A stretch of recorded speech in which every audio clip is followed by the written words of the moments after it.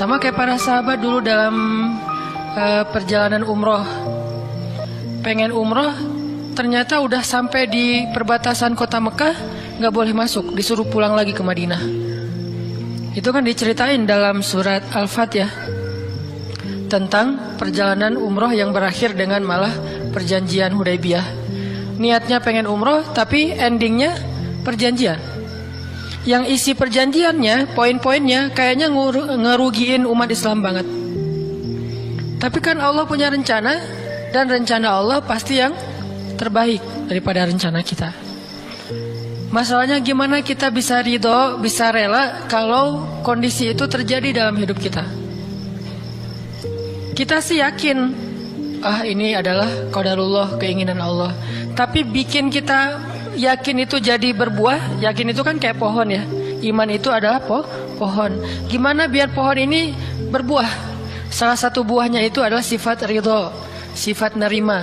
Sehingga dengan sifat ridho itu akhirnya kita punya kebaikan. Kebaikannya jadi bisa survive, tenang hadapi masalah, sabar dan seterusnya. Nah, gimana caranya? Setelah kita dapat sesuatu, kita yakin kepada Allah, terus jadi ridho. Nah, ini belajar matematikanya Allah Subhanahu wa Ta'ala. Dan itulah yang terjadi dalam perjanjian Hudaybiyah. Terjadi kepada Siti Maryam yang tadi dibacain suratnya. Maryam gak pengen punya anak tanpa suami. Kalaupun harus punya anak, nikah dulu. Tapi Allah punya rencana lain. Rencana manusia punya anak setelah nikah. Lagian Maryam lagi belum siap menikah nih. Belum ada cowok yang pantas buat Maryam. Justru karena itulah Allah beri dia anak tanpa laki-laki, tanpa suami. Kenapa? Gak ada suami yang pantas buat Maryam. Mungkin satu-satunya lelaki yang pantas buat Maryam cuma Nabi Muhammad. Tapi kan beda zaman. Masa Maryam harus nunggu Nabi Muhammad 300 tahun lagi kan ya? Nah, ternyata karena gak ada yang pantas buat dia, akhirnya dia punya anak tanpa harus melalui seorang suami. Mungkin kita terlalu soleh sehingga gak ada yang pantas buat kita. Pantasnya cuma bidadari, ya udah di akhirat nikahnya. Husnuzannya mah ya. Mungkin di atas nih gak ada yang pantas jadi imamnya, soalnya terlalu solehah. Jadi imam juga kayak ragu gitu. Aduh, ngimamin dia, hafalannya udah luar biasa, bacaannya lebih bagus, guru tahsin lah gitu. Saya baru belajar pratahsin, masa mau jadi imam seorang cewek yang guru tahsin? Karena dia terlalu keren, akhirnya gak ada yang pantas buat dia nih. Maryam kayak gitu banget.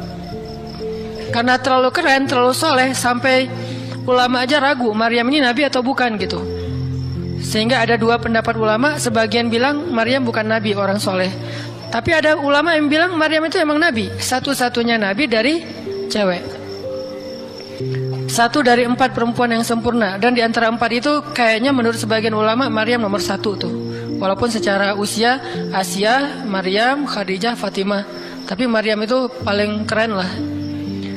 Tiba-tiba hamil, datang cowok keren, baju putih, jubah putih, auranya tuh luar biasa. Pokoknya cowok paling keren aja. Sampai Maryam kaget dan berta'awuz. Inni a'udzu birrahmani minka in kunta taqiyya. Aku berlindung kepada Allah dari kamu. Ketemu cowok keren malah berlindung, bukan bersyukur. Coba. Duh, keren banget ya. Astagfirullah, auzubillah gitu kan ya. Nih Maryam nih. Duh, ceweknya keren banget. Udah lama ngelihat baru auzubillah, enggak. Dari awal auzubillah. Kenapa? Ada pasangan di sebelah gitu. Ada istrinya. Nah, Maryam langsung ta'awuz, inni a'udzu birrahman minka in kunta taqiyya.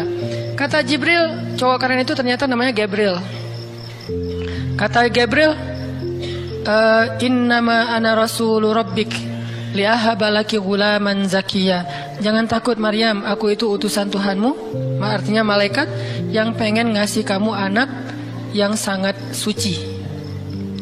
Kata Maryam, anna yakunu li ghulam, gimana saya akan punya anak, walam yamsasni basyarun, gak ada seorang laki-laki pun yang pernah nyentuh saya, nyentuh aja gak pernah. Walam aku baghiyya, dan saya juga tidak pernah merendahkan diri depan laki-laki, artinya berbuat dosa. Anna yakunu li ghulam, gimana caranya saya punya anak? Kata Jibril, kadzaliki qala rabbuki huwa alayya hayyin. Itu udah kehendak Allah. Dan itu hayyin, mudah banget buat Allah Subhanahu wa taala. Sepele banget lah buat Allah. Fahamalat, tiba-tiba Maryam hamil. Fantabadat bihi makanan qasiyya, karena Maryam malu ketahuan hamilnya, akhirnya Maryam pun pergi ke suatu tempat yang terpencil, qasiyya, Aqsa. Aqsa itu artinya tempat yang jauh. Masjidil Aqsa disebut Al-Aqsa karena dia jauh dari Masjidil Haram. Kalau Madinah kan dekat. Masjid yang paling mulia kan ada 3 itu ya, Mekah, Madinah, Palestina. Nah, dia disebut Aqsa karena tempatnya jauh. Makanan qasiyya, tempat yang sangat jauh, terpencil, nggak ada siapa-siapa. Fantabadat bihi makanan qasiyya. Fa'aja ahl makhadu. Tiba-tiba dia udah harus ngelahirin setelah sekian bulan, mungkin 9 bulan. Qalat, dia bersandar di sebuah pohon, kemudian dia berkata, ya laitani mittu qabla hadza wa kuntu nasyam mansiya. Dia kayak orang menyampaikan satu bentuk kalimat sedih, kayak kalau bahasa sederhananya kayak ngeluh gitu. Ya laitani mittu qabla hadza, aduhai seandainya aku mati aja daripada harus menanggung malu kayak gini. Maryam itu kan pemalu banget. Mahkota sifat malu itu dipakai banget sama Maryam. Makanya ketahuan hamil nggak punya suami, itu buat Maryam pukulan paling luar biasa, telak banget. Walaupun dia nggak berbuat dosa, tapi tetap aja orang kan ngata-ngatain dia. Ditambah lagi Bani Israel, tahu sendiri kan, Bani Israel suka banget viralin fitnah. Ada apa viral Bani Israel teh? Maryam hamil di luar nikah, viral. Semua orang ngomongin mana Maryam. Terus rumahnya tuh dilemparin batu karena dianggap sebagai pembawa sial bagi Bani Israel. Dasar Maryam ngaku-ngakunya suci, sok suci segala macam. Sehingga Maryam bilang, ya laitani mittu qabla hadza, aduhai seandainya saya mati aja sebelum ini terjadi pada saya. Sehingga saya menjadi orang yang tidak pernah dibicarakan oleh siapapun. Sedih. Berarti pengennya Maryam beda dengan pengennya Allah. Secara emosional, secara manusiawi, secara fitrah ada penolakan dan itu manusiawi. Maryam menolak. Begitu juga sahabat Muhajirin. Wa inna fariqam minkum lakarihun. Minhum lakarihun. Walaupun sebagian kalian itu dalam keadaan karih, menolak, nggak suka. Emangnya kita mau nerima musibah? Pasti kita nolak kan secara spontan, fitrah, manusiawi, nolak. Ya laitani mittu qabla hadza wa kuntu nasyan mansiya. Aduhai seandainya aku mati aja sebelum kejadian ini terjadi padaku, sehingga nggak ada orang yang ngomongin tentang aku. Jadi nggak ada trending topik tentang Maryam waktu itu. Dia berharap kayak gitu. Semua berita buka channel mana aja Maryam. Asal buka Instagram yang muncul duluan di home tuh Maryam. Viral banget, semua orang ngomongin Maryam. Sehingga Maryam bayangin, semua orang ngomongin kita se-Indonesia. Karena emang sebelumnya kan Maryam memang selebgram banget kan. Semua orang pengen nge-following Maryam. Jangankan yang cewek-cewek, yang cowok juga pengen nge-following Maryam. Cuman gak ada yang pantas. Semuanya kagum sama Maryam, respect. Tiba-tiba berubah. Kalau gak naik, jatuh kan gak berasa nih. Kita gak naik jatuh, paling keseleo dikit. Tapi kalau naiknya udah terlalu tinggi jatuh, kan lebih sakit nih. Maryam tuh naiknya udah terlalu tinggi. Saking tingginya sampai Nabi menyebut dia satu di antara 4 yang sempurna di muka bumi. Gak ada perempuan yang sempurna kecuali 4 itu. Itu benar-benar dipuja-puja tuh Maryam. Pengen punya anak nanti namanya Maryam. Pengen punya istri kayak Maryam. Pengen punya ibu kayak Maryam. Pokoknya Maryam itu idola banget tuh di zaman tersebut. Bani Israel kalau suka lebaynya luar biasa, kalau benci, wah noraknya juga luar biasa. Tuh Bani Israel berlebihan gitu. Kalau suka habis-habisan sampai dijadikan Tuhan kan dulu mereka pernah mengangkat seorang laki-laki yang soleh jadi Tuhan, namanya Uzair. Uzair disebut sebagai anak Tuhan. Kemudian juga Isa juga gitu. Bani Israel tuh luar biasa kalau suka. Kalau benci, wah habis-habisan juga tuh dijelek-jelekin. Kayak mereka ngejelek-jelekin Musa, Harun. Kalau Harun nggak terlalu sih, Musa. Kayak mereka ngejelek-jelekin Nabi malaikat malaikat Jibril. Kan Bani Israel paling gak suka sama Jibril ya. Jadi gak ada orang Yahudi nama anaknya Gabriel tuh gak ada. Rata-rata nama anaknya Michael. Karena mereka senang banget sama Mikail, gak suka sama Jibril. Kenapa? Jibril itu kalau turun pasti bawa perintah. Wahyu kan? Jibril mah hese bawa perintah wae gitu. bawel Jibril menurut mereka. Kalau Mikail keren, bawa rezeki, bawa rahmat, bawa apa. Sehingga mereka senangnya sama Mikail. Dibikinlah film jin versus Gabriel. Malah nggak yang baik itu waktu itu jin. Kan banyak tuh film-film kayak gitu tuh. Itu memang dari dulu kayak gitu. Nah, Maryam naik tinggi, dipuja-puja semua orang. Maryam, kalau ketemu Maryam, fall back dong, gitu-gitu pada. Wah, pokoknya heboh aja sama Maryam. Tiba-tiba ada kasus, Maryam kan jatuhnya dalam banget, sehingga Maryam tuh nggak siap perasaannya. Bukan karena dia sombong dan senang dipuja, tapi memang dia orang yang selama ini nggak melakukan kesalahan apapun, tiba-tiba dihadapkan dengan tuduhan yang sangat-sangat menyedihkan. Mirip dengan yang dialamin oleh Aisyah dituduh selingkuh. Orang sekelas Aisyah dituduh selingkuh kan berat banget. Kita aja dituduh macam-macam udah wah sedih kan, apalagi Aisyah sekelas Aisyah yang terjaga dituduh selingkuh. Maryam terjaga dituduh selingkuh. Ternyata diam-diam Maryam banyak banget ada versi gosip dia melakukannya dengan rahib. Ada gosip melakukannya sesama murid di Al-Aqsa, ada gosip melakukan dengan Zakaria, banyak gosip. Berat banget buat Maryam, sehingga Maryam mengatakan, ya laitani mittu qabla hadza wa kuntu nasiyan mansiya. Aduhai seandainya aku mati aja. Aduhai seandainya dulu aku nggak bikin akun Instagram, pasti nggak akan jadi apa-apa gitu. Nyesel udah punya akun. Udah gitu banyak lagi yang ngomongin. Akhirnya turun ayat, turun lagi Jibril, turun malaikat. فناداها من تحتها ألا تحزني قد جعل ربك تحتك سريا. Dipanggillah Maryam oleh malaikat itu, ya Maryam, la tahzani. Kalau Abu Bakar, la tahzan. Kalau Maryam, la tahzani. Dua orang yang disebutkan kalimat la tahzan di dalam Al-Quran. La tahzan, innallaha ma'ana. Siapa? Abu Bakar. Kalau Maryam, la tahzani, qad ja'ala rabbuki tahtaki sariya. Jangan sedih wahai Maryam, gak usah khawatir. Allah udah memunculkan mata air di bawah kakimu. Artinya Allah yang akan merawat kamu, Allah yang akan ngebelain kamu, Allah yang akan deketin kamu, Allah bersama kamu wahai Maryam. Apa pelajarannya di sini teman-teman? Ketika Allah menggunakan logikanya yang kita tidak bayangkan, yang awalnya kita tolak, itu artinya Allah sedang memberikan kita kesempatan hanya akan ditolong oleh Allah saja, tidak oleh makhluk. Ketika Allah menempatkan kita dalam satu situasi yang sulit, yang sampai bikin kita kehabisan ide nih gimana cara keluar dari situasi ini, itu berarti Allah lagi ngasih kita kesempatan masuk dalam sebuah situasi yang tidak ada yang bisa nolong kita kecuali Allah. Allah pengen nolong sendiri. Dan pertolongan Allah itu ajaib. Tapi kalau Allah tempatkan kita dalam sebuah situasi yang kita masih berpikir dan menemukan beberapa jalan walaupun belum pasti bisa, berarti kita masih diberikan kesempatan yang nolong kita itu makhluk. Oh, minta tolong ke si fulan, minta tolong si fulan. Tapi begitu kita mentok, kenapa ya kok berat banget nih masalah saya? Berarti Allah lagi menempatkan kita di sebuah situasi yang Allah sendiri yang akan menolong kita. Itulah perang Badar, itulah perang Ahzab, itulah Hudaybiyah, itulah Maryam, itulah banyak kisah kayak gitu. Situasi yang kayak udah mentok banget, yang nggak pernah kita bayangkan, yang kita awalnya pasti nolak secara spontan. Berarti Allah lagi nempatin kita di sebuah situasi yang Allah pengen men-treat kita langsung sendiri, nggak mau pakai yang lain. Qad ja'ala rabbuki tahtaki sariya. Allah sendiri yang akan memunculkan mata air di bawah kakimu wahai Maryam. Ayub juga kayak gitu.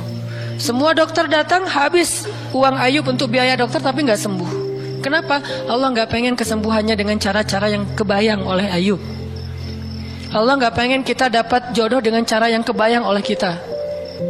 Reunian, stalking Instagram, salah ngambil kebab.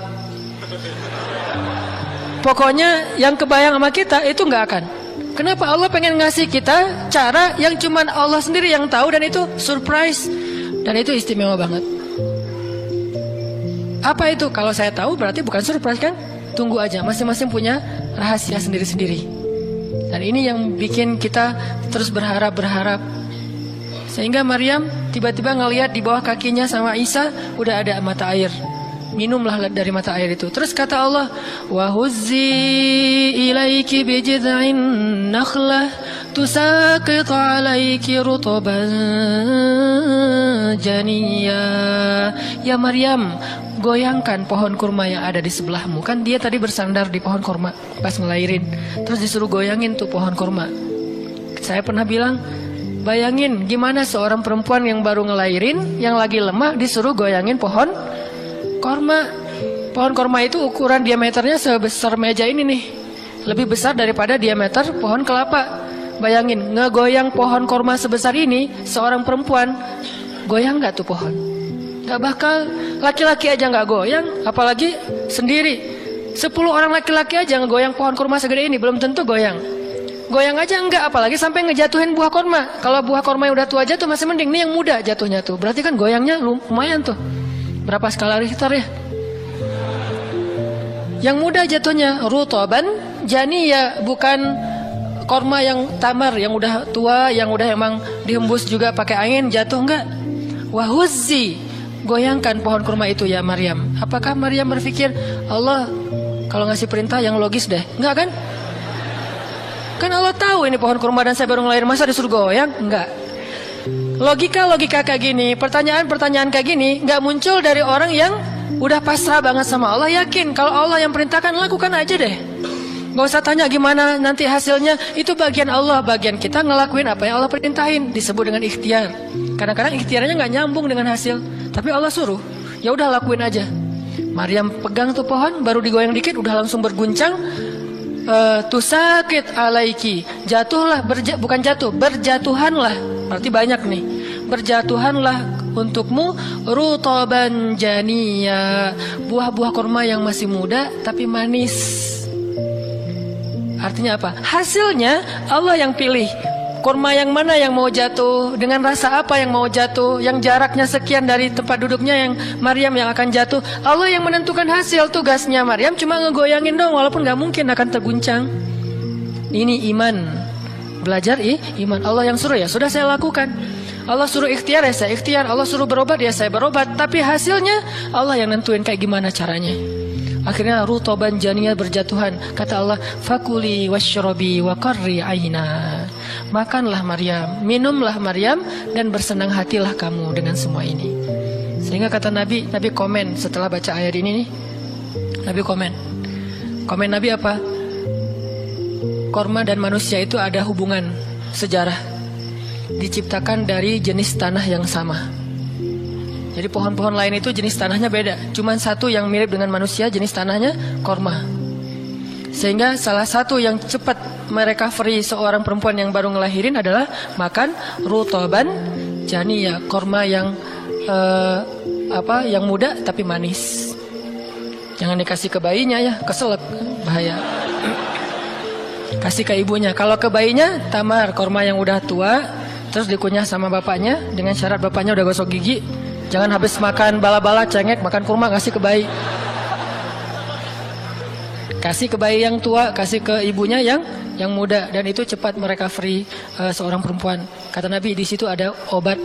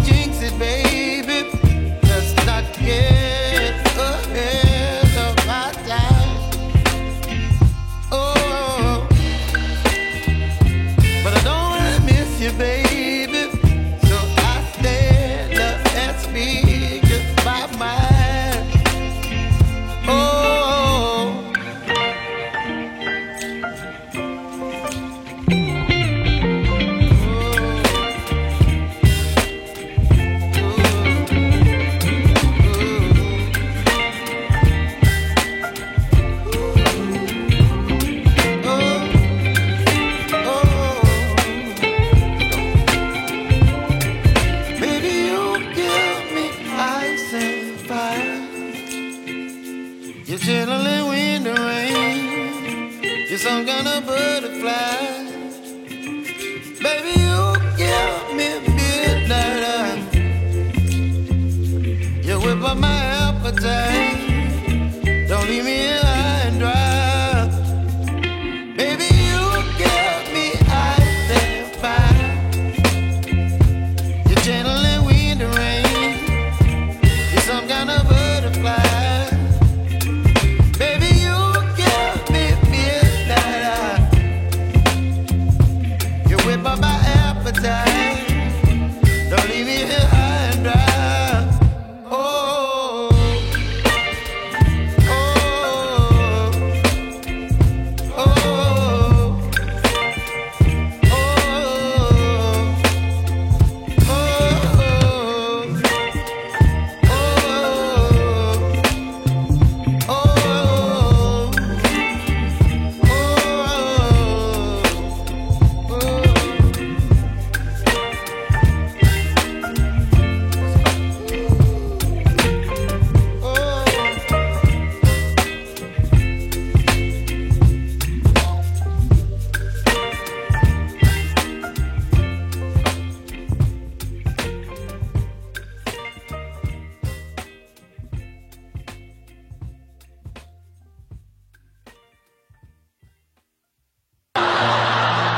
Tinggi lagi.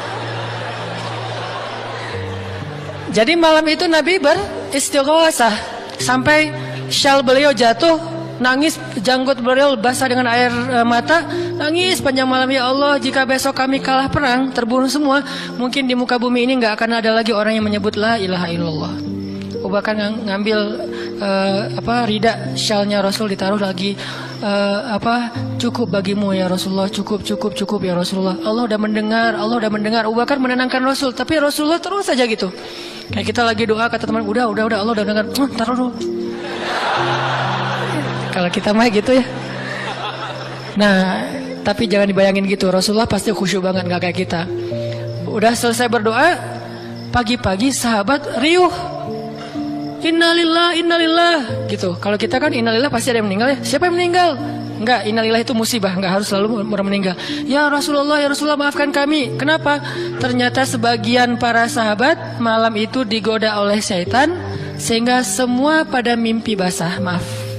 Tapi kayak gitu emang sejarahnya. Bukan semua. Sebagian besarnya mimpi basah. Sehingga pas bangun mereka dalam keadaan junub, kotor, tidak suci, tapi enggak ada air. Untuk wudhu aja kurang, apalagi untuk mandi. Dan mandi junub kan harus semuanya. Sedangkan besok mereka mau berperang melawan musuh dalam keadaan tidak suci. Ini kayak pertanda buruk gitu. Dan mereka merasa mentalnya makin drop. Tiba-tiba Allah beri ketenangan buat mereka. Turun air hujan. Malam itu hujan turun. Hujannya hujan lokal lagi.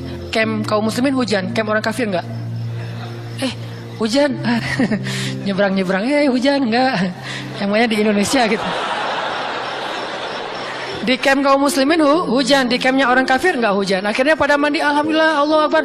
Itu nanti ada ayatnya setelah itu. Coba nanti baca lagi halaman kedua. Ketika ada adegan hujan segala macam, itu ceritanya kayak gitu. Akhirnya makin mantap. Alhamdulillah bisa mandi, wudhu, minum. Baru mereka yakin bahwa ini adalah benar-benar perintah Allah. Nah, hidup kita tuh kalau kita ngejalanin hal-hal kayak gini, kita bakalan kayak lagi jalan bareng Allah. Sehingga nanti kita akan banyak melihat keajaiban-keajaiban Allah. Kalau kita nggak pernah masuk dalam situasi ini, kita tuh kenal Allah cuma dari kata orang, nggak pernah jalan bareng. Kita kayak kenal seseorang, tapi kata teman kita, cuma lihat postingannya doang, tapi nggak pernah jalan bareng, jadi nggak kenal dekat gitu, dan nggak akan dapat feel. Begitu juga kita kenal Allah. Kalau kita kenal Allah hanya dalam situasi normal, wajar, nyaman, berarti kita kenal Allahnya cuma dari katanya, cenah.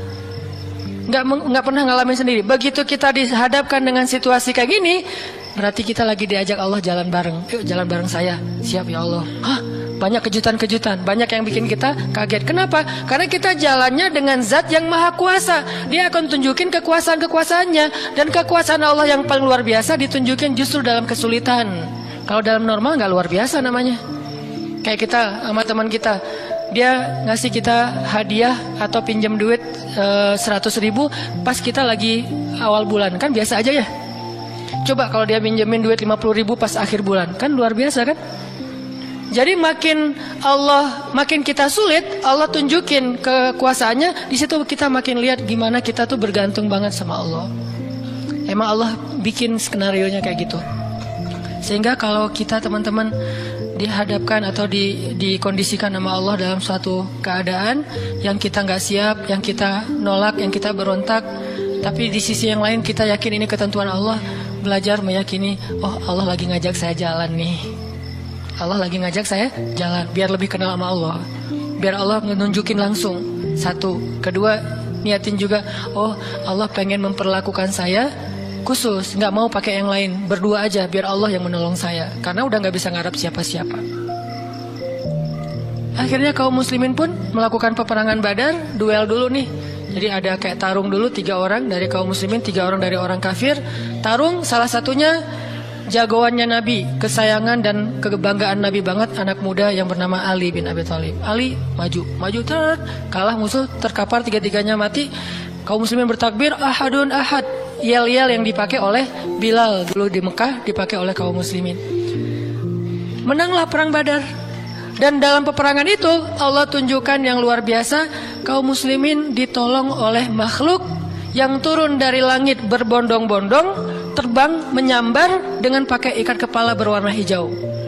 Malaikat. Jadi ada khusus malaikat yang tugasnya sebagai malaikat militer. Ini malaikat angkatan udara nih. Malaikat militer. Kalau yang tadi kan di Maryam angkatan darat. Jadi ngasih korma segala macam. Ini angkatan udara, nyambar dari atas. Bayangin, kaum muslimin lagi perang, tiba-tiba serangan udara, kan luar biasa tuh. Dan ini pertolongannya munculnya kenapa? Karena kaum muslimin memilih pilihan Allah, menggunakan logika Allah. Di logika itu, di jalan itu, di kondisi itu, Allah bakalan nunjukin banyak keajaiban. Kalau kita pengen lihat keajaiban, belajarlah untuk bersabar kalau kita tiba-tiba berada dalam kondisi kayak gitu. Kalau enggak, kita enggak akan pernah ngelihat keajaiban dan kebesaran Allah. Tiba-tiba datang malaikat nyamber, terus pergi lagi, nyamber lagi. Itu berbondong-bondong tuh, ribuan malaikat. Ngapain sih kok banyak banget ribuan malaikat? Sebetulnya satu malaikat juga ngehembus kan habis tuh orang kafir ya. Ya apaan sih orang-orang, habis kan ya. Gampang kan buat malaikat, kenapa sampai ribuan? Kata Allah, alasannya bukan untuk ngancurin orang kafir, alasannya untuk meneguhkan orang beriman. Jadi Allah kirim banyak, tujuannya untuk meneguhkan orang beriman, sehingga bertambahlah keyakinan mereka kepada Allah Subhanahu wa taala. Kita aja yang memang tidak diberikan kesempatan bisa ngelihat malaikat, tapi malaikat tuh nolongin kita. Terutama nolongin teman-teman yang masih fisabilillah. Itu Allah, malaikat dekat banget sama mereka. Saya udah nggak tega nyebutnya. Udah lama kan saya nggak menggunakan kata itu ya. Nggak tega juga lama-lama. Teman-teman yang masih sendiri, yang masih dalam penantian, malaikat itu kalian nggak sendiri, ada malaikat di sebelah. Malaikat juga kasihan sama kita. Kita aja yang nggak ngelihat. Ada malaikat, kenapa di sini? Saya khusus ditugaskan nemenin orang-orang kayak kamu dan teman-teman kamu. Oh ya, malaikat yang khusus nemenin yang berstatus J tadi. Ada hadisnya Ustadz? Nggak ada sih. Tapi yakinlah bahwa malaikat itu diutus untuk menolong orang-orang yang sabar. Status sabar kan bisa status masalah tadi, bisa masalah rezeki, bisa masalah sakit. Pokoknya ada malaikat aja yang nolongin mereka, ngedoain mereka, berselawat untuk mereka, memberikan naungan rahmat untuk mereka. Pokoknya banyak tuh. Apalagi para sahabat yang tadi mau memilih pilihan Allah walaupun awalnya nolak, karihun. Karena udah milih pilihan Allah, Allah berikan pertolongan yang luar biasa. Mungkin kalau tadi mereka maksain pilihan sendiri, bisa jadi dua-duanya nggak dapat. Abu Jahal nggak dapat, Abu Sufyan nggak dapat apa-apa. Untungnya mereka bersabar memilih pilihan Allah. Itulah hidup. Makanya teman-teman, kalau pas kita dapat satu musibah atau satu masalah, satu ujian, kehilangan sesuatu, itu berarti kita dikasih kesempatan untuk ngedapetin sesuatu yang lebih baik. Gimana caranya? Berhusnuzon kepada Allah. Karena kata Allah, ana inda dhanni abdi bi, aku tergantung prasangka hambaku kepadaku. Berarti kalau kita misalnya lagi dapat masalah, terus kita berhusnuzon, oh Allah pengen ngasih yang lebih baik, itu Allah berarti kayak gitu. Kan kesempatan kan? Kenapa kita malah gunain kesempatan itu untuk bersuuzon? Kenalah kita dengan apa yang kita persangkakan. Aku tergantung prasangka hambaku kepadaku. Pas ada musibah kehilangan sesuatu, oh mungkin memang Allah pengen ngasih saya yang lebih baik dari ini. Ini kan udah lama saya pakai, ini udah 2 tahun 3 tahun, pengen diganti sama Allah. Itu gitu banget Allah tuh sama kita. Terus kenapa kita gak mau berprasangka baik kalau kayak gitu? Masalah yakin. Kalau kita malah pas dikasih musibah kehilangan sesuatu bilang, apa lagi maunya Allah, kayaknya Allah gak senang dengan saya taubat nih, maka Allah juga akan memperlakukan kita kayak kita prasangkain. Makanya kalau kita dapat musibah, ujian, itu berarti kita dikasih kesempatan untuk memikirkan sesuatu yang baik yang akan Allah kabulkan.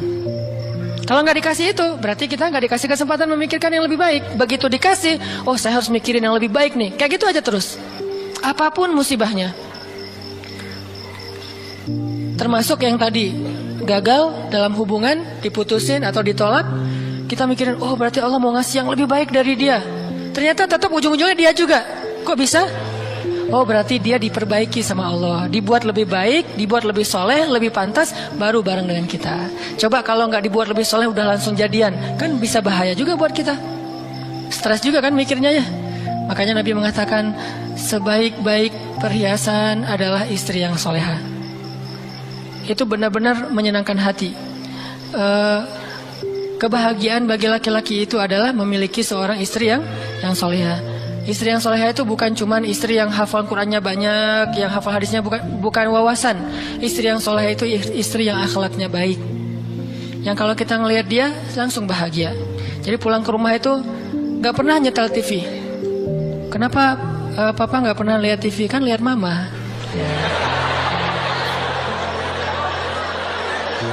Yang lama nonton TV pasti ini nggak nyaman ngelihat istrinya nih. Jadi kalau sampai rumah bikin kopi, duduk di tengah ruangan, lihat istri lalu lalang gitu. Pak, TV-nya di situ, ngapain ke sana kemana mama pergi? Itulah hiburan buat papa. Berat juga Pernah nggak ngomong kayak gitu? Belum. Gimana mau ngomong nggak ada orangnya ya? Nanti kalau udah ada gitu tuh. Makanya saya jarang nonton TV sering nonton YouTube soalnya. Nah ini ya teman-teman. Jadi kita berprasangka begitu dikasih musibah, oh berarti Allah pengen ngasih yang lebih baik, yang terbaik deh yang kita prasangkain. Karena Allah akan kayak gitu banget. Inilah rahasia matematika Allah yang Allah berlakukan kepada Ahlu Badar, yang Allah berlakukan kepada para sahabat yang berjanjian Hudaybiyah, Bai'atul Ridwan, yang Allah berlakukan kepada Siti Hajar, Maryam, dan banyak lagi kisah-kisah yang benar yang disebutkan di dalam Al-Quran. Mudah-mudahan nambah yakin kita bukan minta musibah, tapi emang itu fitrah kehidupan manusia. Udah kayak gitu sunatullah, semua yang hidup pasti dikasih ujian. Jangankan orang biasa, jangankan orang beriman, orang biasa aja dikasih ujian, apalagi beriman. Beriman itu pasti dikasih ujian sama Allah. Cuman karena ujian itulah Allah memperlakukannya lebih istimewa daripada orang lain. Jadi siapa orang yang paling istimewa di mata Allah? Yang paling banyak diuji. Jadi jangan pede dulu bahwa kita lebih istimewa di mata Allah gara-gara kita ibadahnya lebih bagus dari teman kita. Bisa jadi teman kita nggak tahajud. Bukan berarti nggak perlu tahajud ya, tahajud keren, bagus, luar biasa. Tapi ini kalau kita ke orang lain gitu, misalnya kita udah tahajud, misalnya kita udah taklim, misalnya kita udah tilawah, misalnya kita udah sedekah, misalnya. Terus kita ngerasa kayak lebih baik dari orang lain, jangan. Karena bisa jadi ibadah teman kita diam doang tuh. Ngapain? Sabar menghadapi ujian, itulah ibadahnya. Bisa jadi orang yang paling mulia di mata Allah itu orang yang sedang sakit di rumah sakit atau di rumahnya yang nggak bisa berobat bertahun-tahun. Pas kita lihat ke dia mah nggak, ibadahnya nggak dahsyat kayak kita. Nggak pernah ikut talim, tilawahnya sedikit-sedikit, paling juga yang dia hafal aja karena udah nggak bisa baca saking sakitnya. Tapi ibadahnya itu 24 jam sehari. Lewat apa? Sabar menghadapi ujian sakit. Berarti bisa jadi teman kita yang baru diputusin itu lebih mulia daripada kita yang baru jadian. Jadi jangan ngeledekin ya, jangan suka membuli lah. Karena yang dibully itu bisa jadi lebih mulia daripada yang membuli. Astagfirullahaladzim ya. Itulah teman-teman kajian tentang matematika Allah. Mudah-mudahan kita mengerti maksud mengerti di sini meyakini, bisa bertambah yakin sama Allah dan bisa diterapin. Tadi kalau dikasih ujian berarti kita punya kesempatan berprasangka baik supaya kita dapat apa yang kita prasangkakan. Kalau dikasih ujian berarti Allah pengen ngajak kita jalan berdua nih. Kalau dikasih ujian berarti Allah pengen memperlakukan kita secara khusus, nggak mau yang lain bantu kita, pengen Allah doang yang bantu.